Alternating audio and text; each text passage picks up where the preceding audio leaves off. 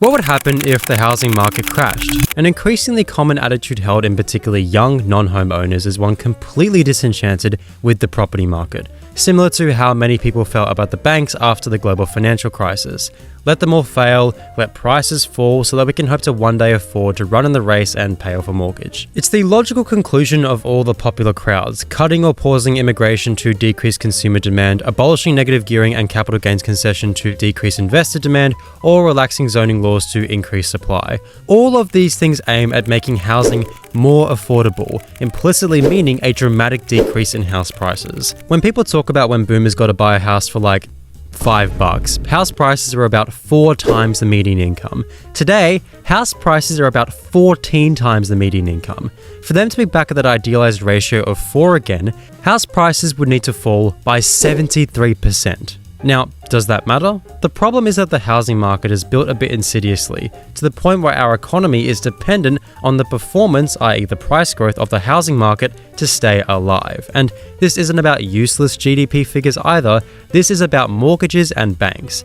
If prices decreased consistently, whether it be over months or years, to 4 times the median income, a 73% decline, that would force millions of homeowners into negative equity, thereby unable to pay back their mortgage without incurring a loss. It would mean all of those investors can't pay back the loan they took out on the basis that their investment, land, would grow in value.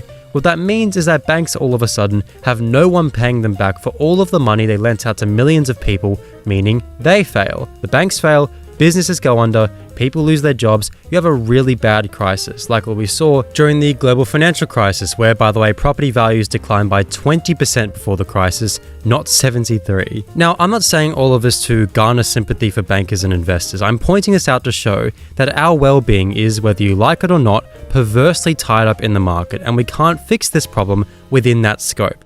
Let's say you pause immigration for however long and it somehow returns you to the gilded 1960s in terms of prices to income ratios. Congratulations, you've brought down the entirety of society with you to do so. You've incurred a massive financial crisis that leaves everyone worse off, likely for decades, all to restart this generational rat race that caused this mess to begin with. All of the presented solutions most commonly talked about, whether it be curbing migration, abolishing negative gearing, relaxing zoning laws, logically either only lead to piecemeal cuts to price growth, or the complete collapse of our economy, the former of which just maintains the current regime of unaffordability and perpetuates inequality, the latter of which ruins almost everyone's lives and perpetuates inequality. We've got to construct a system which reduces people's and the economy's dependence on a system that requires a Minsky moment to fix. That means crowding out the private market with a decommodified alternative that sets up the next generation and our economy independently from the housing market as we know it today.